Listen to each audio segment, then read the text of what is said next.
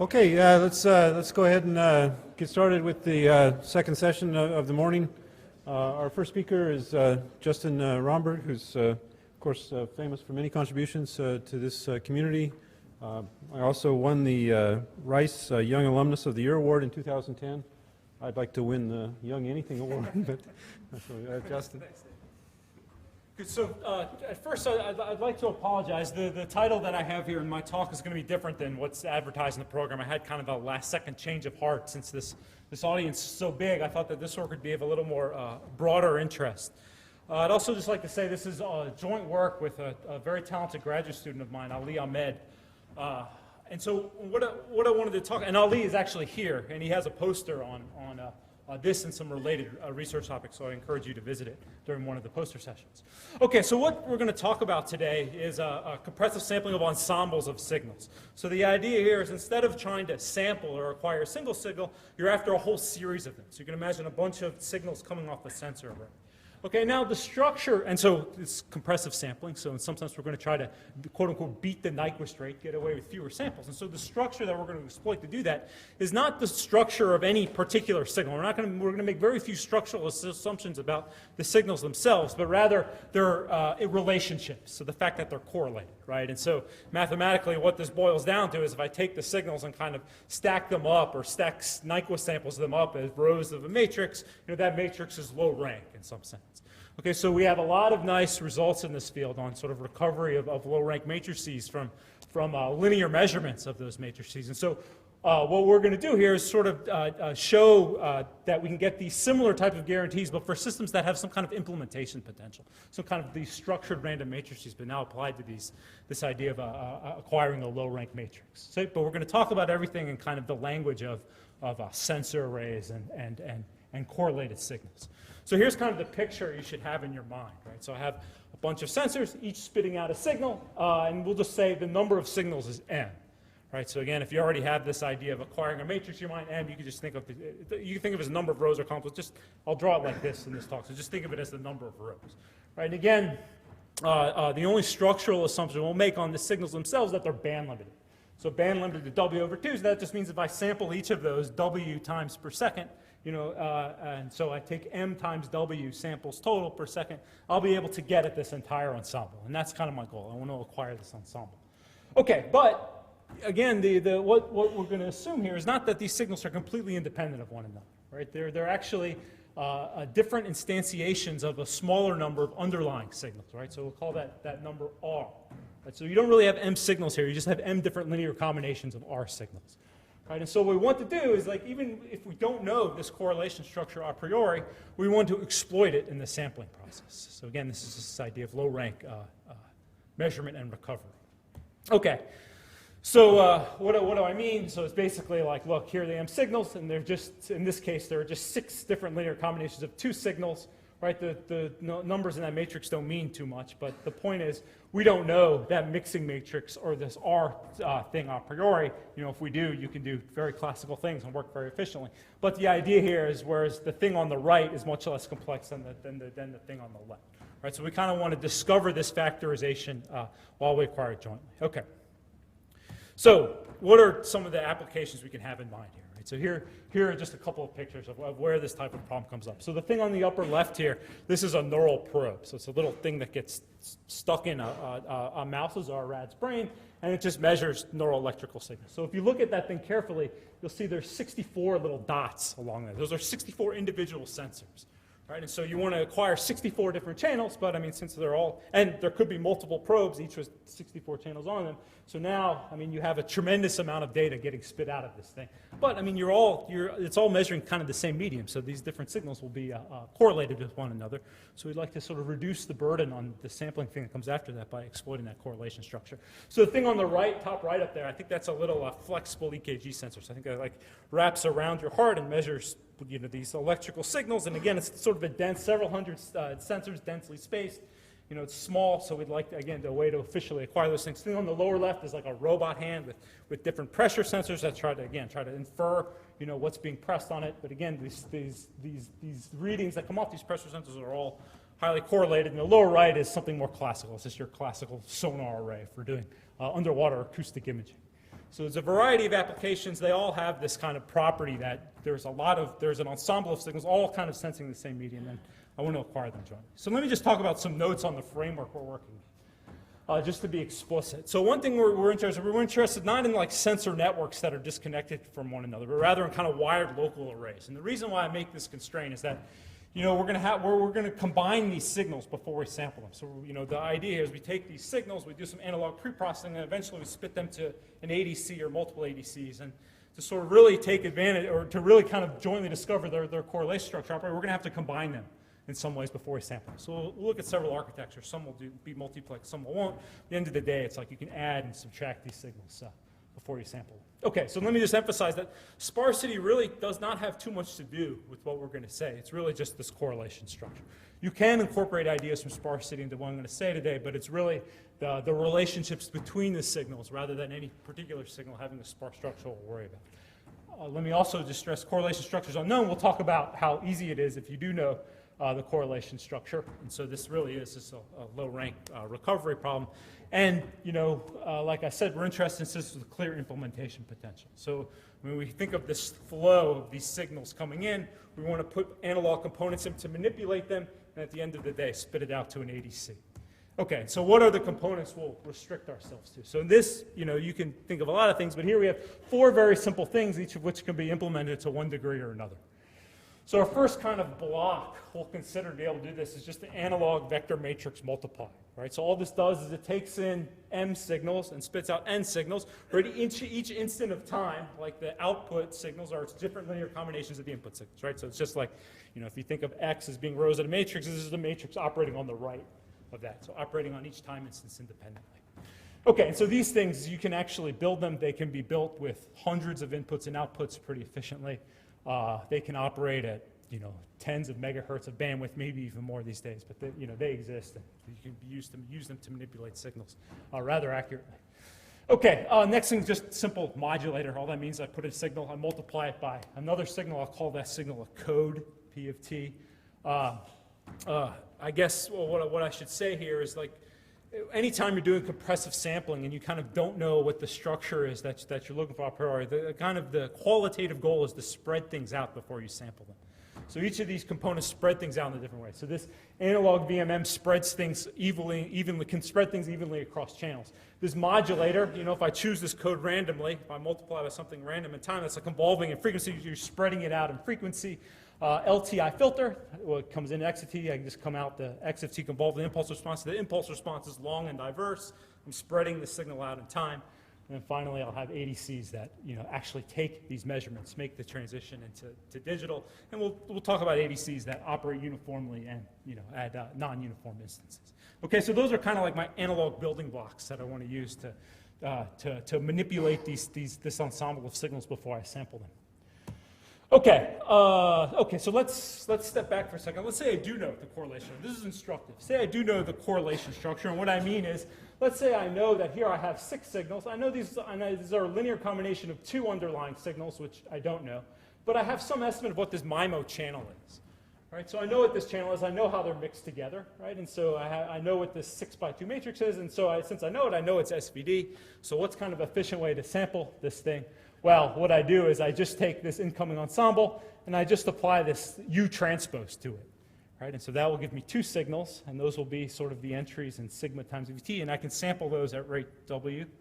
And what do I get? I get R times W here, R is 2 times W here, and that's about as, without any more assumptions, that's about as an efficient a sampling as you can get, right? So just with a single one of these analog VMMs and then 2 ADCs, or in general R ADCs, or R is kind of the number of principal components in this, or number of, say, significant eigenvalues in this mixing matrix, you can acquire this entire ensemble, right? And so then if you're really interested in samples of this whole ensemble, then of course you just apply U to these samples, and that sort of upsamples it back into a Nyquist sampling of this thing. All right, so that's what you start with. That's completely classical. But this, of course, assumes you know the correlation structure. We're interested in when you have to discover this correlation structure along with what you do. Okay, so just a note here. So just to make this kind of connection to matrix low rank approximation a little more concrete. So if I have these signals that are just linear combinations, these two-letter signals, I can just write the same things in terms of samples. So if I make this assumption that they're band-limited W over 2, that just means if I have this M by W matrix over here, that tells me everything I need to know in the course of, say, 1 second. Right, and so really what I'm looking for is a discrete factorization of that matrix. So just the fact that they're band-limited just gives us a natural discretization to turn these into matrices rather than ensembles of signals. Okay, so of course we have M times W here, R times W over here. We want sampling techniques that the number of degrees of freedom looks more like that. Okay, so what do we know? So it's good that I came right after Ben here. So Ben is one of the pioneers in talking about this problem of acquiring a matrix and reducing the number of linear samples you need of a matrix by exploiting its low-rank structure. So what this says is, okay, if you give me some samples of a matrix, so what I mean samples in kind of a generalized sense, and that I just have some operator A operating on this matrix. So all that operator does is it returns different linear combinations of the entries of the matrix, right? And so here, the number of those different linear combinations is just called P. Right? And so once I observe these things, I say, okay, look, how I recover the ensemble is I look for essentially the lowest ranked thing that explains these measurements, and this nuclear norm, this sum of the singular values, is a sort of a provably good way to a proxy for that idea being low rank. So this is the idea, is like whatever samples that come out, we'll have different models for this linear measurement system A. So given these Y, the idea is you solve this kind of nuclear norm recovery problem. So we want to get guarantees about when this program, works, basically. And we want guarantees using these building blocks I showed you a couple slides ago. Okay, so an optimal sampler, or kind of what we're after here, is we want a number of samples that kind of scales at the rank times the bandwidth. So we're thinking about the bandwidth being much bigger than the number of channels, but it's not too critical. You can think about it either way. So the idea is like sort of R times W, again, is that's the kind of the basic degrees of freedom. So we're looking for results that scale like R times W. Okay, so that's this work in this field of low-rank recovery. These are the types of results that will exploit. Oh, wow, I went right to the end there. Sorry. Okay, so here's our first architecture. For this, we had to do nothing. For this, we just had to pull results for the literature. So here's a simple thing. So I have these signals come in, and let's say I just have a non-uniformly spaced ADC, which takes samples at random instances, and each of these ADCs take samples at different points, and they each work at an average rate of theta.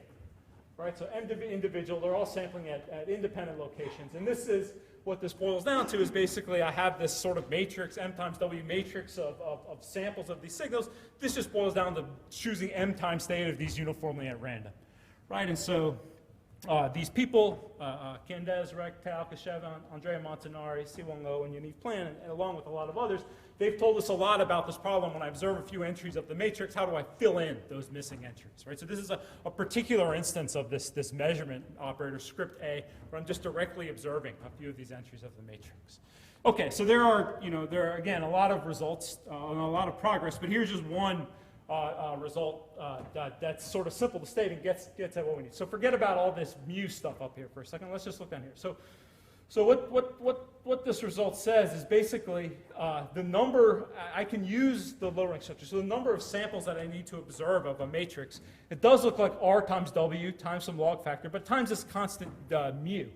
Right? And what this mu is, so what all this sort of math is telling you here, that's basically saying that the sort of the signals that I'm sampling, they have to be both spread out in time and spread out across channels. So if the energy is basically distributed more or less uniformly in channels and time, then this mu will be about 1, and the number of samples I can get away with will scale like the rank times the bandwidth. Right? So that's kind of the fundamental result here. And so if I just take that result from the literature, plug it into our problem here, we get our first kind of sampling result, which is nice.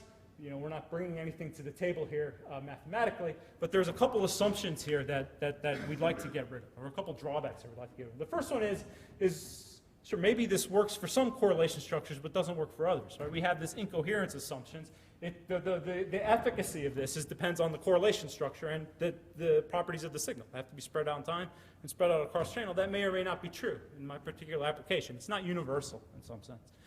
The second problem is we have M ADCs, and they're all sort of sampling at different times. And that may or may not be a problem, but if M is big, coordinating this activity, that could be a problem.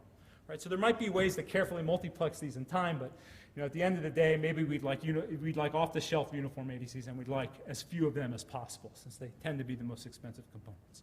Okay, so that's nice. So what's one thing we do? We can attack this first bullet point very quickly. So the first thing we do is we can just force everything to be incoherent before we sample it. And how do you do that? Well, we have our analog components, and we can force the spreading to be true. So the first thing you do is look here. I have these 6 signals here. All the energy is concentrated in 2 of the signals, and all the a lot of the energy and time is concentrated towards the middle. Right? So this is exactly, it violates kind of both of these incoherence assumptions. So what can I do?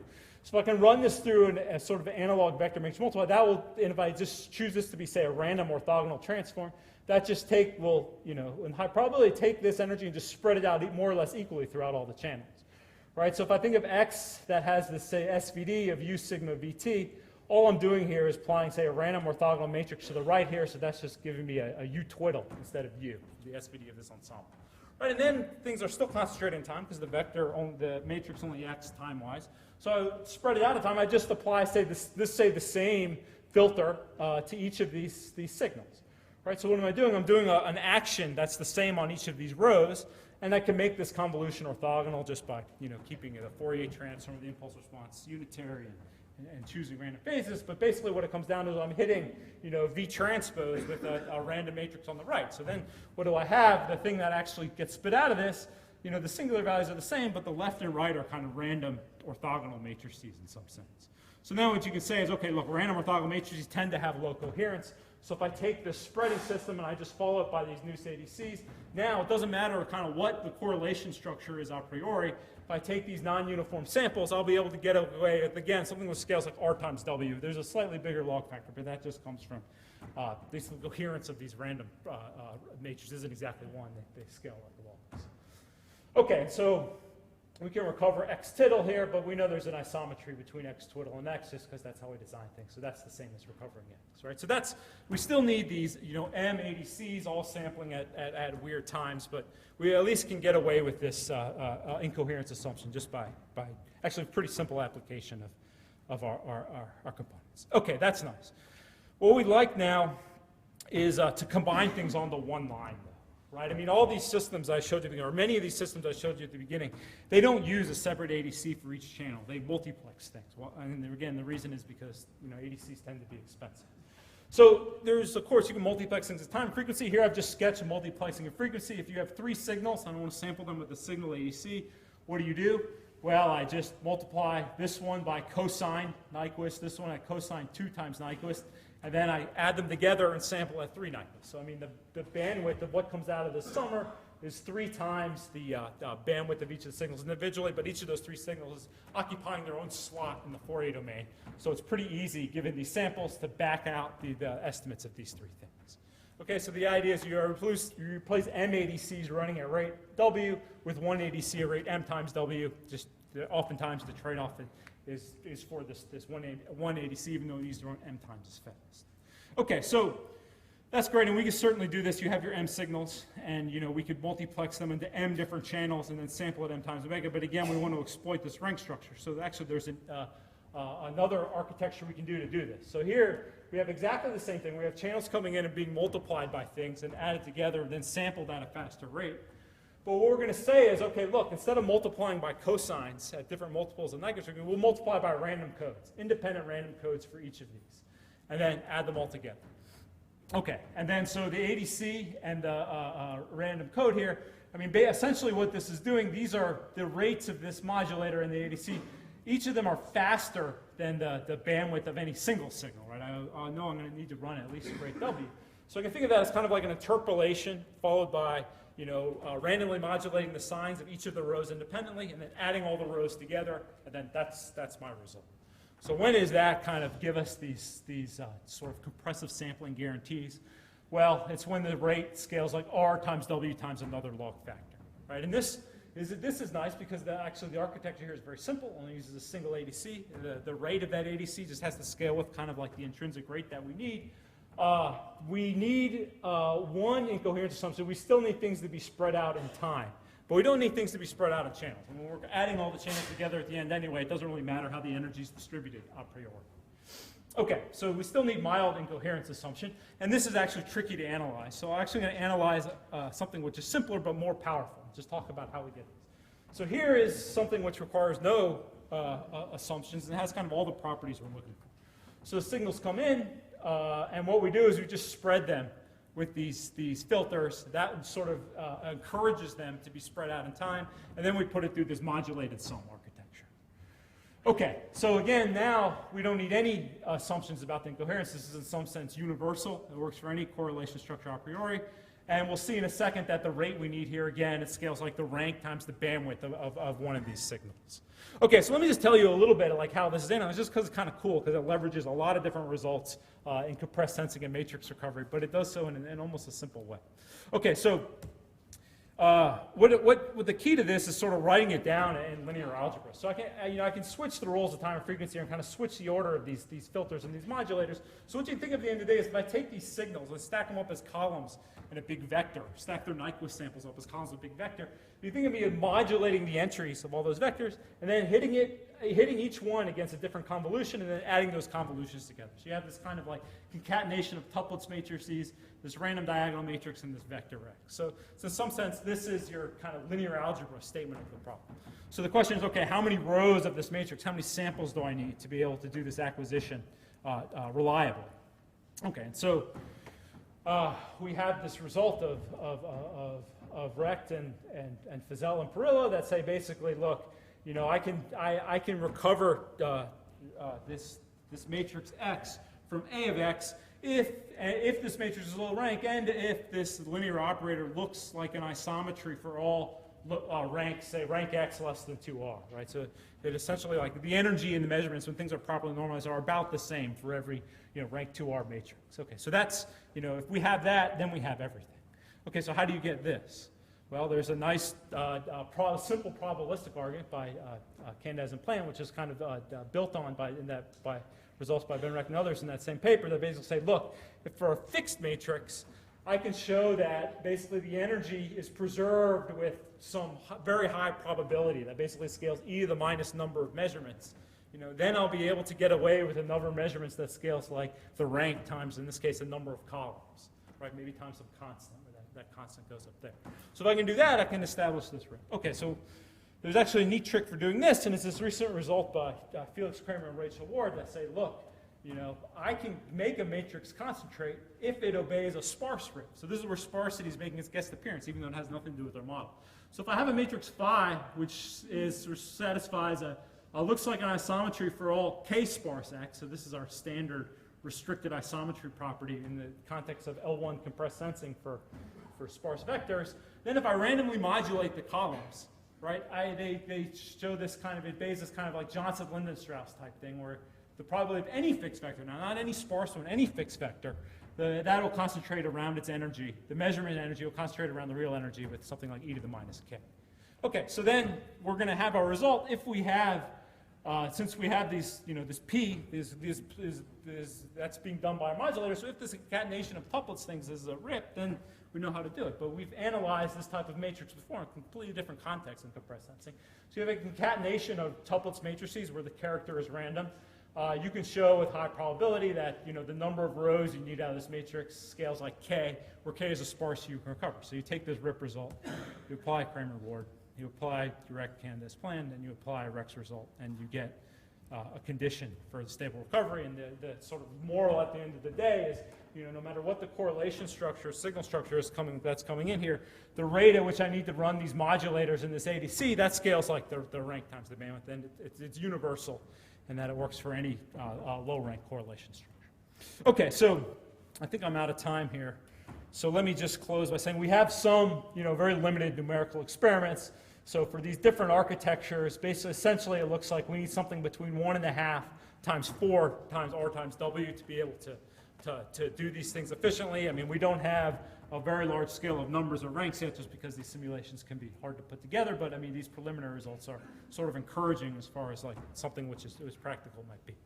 Okay, so let me just summarize. All we saw today was basically several different architectures, each which at least has some hope of being implemented in analog. That where the goal is to have M signals. They're correlated, but I don't know how.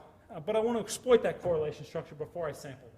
Right? And so we saw just by injecting randomness in the right places. There are several architectures that can do this, each with its own set of assumptions, but each with, at the end of the day, kind of the number of measurements you needed at the end of the day was the bandwidth times the rank, rather than bandwidth times the number of channels you want to acquire. Okay, that's where I'll stop, and I'll take any questions. Thank you.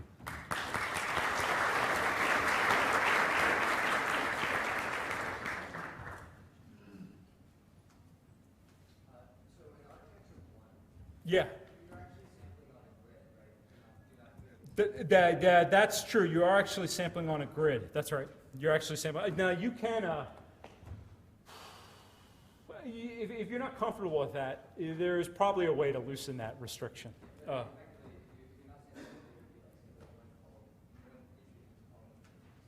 Yeah, that's right, that's right.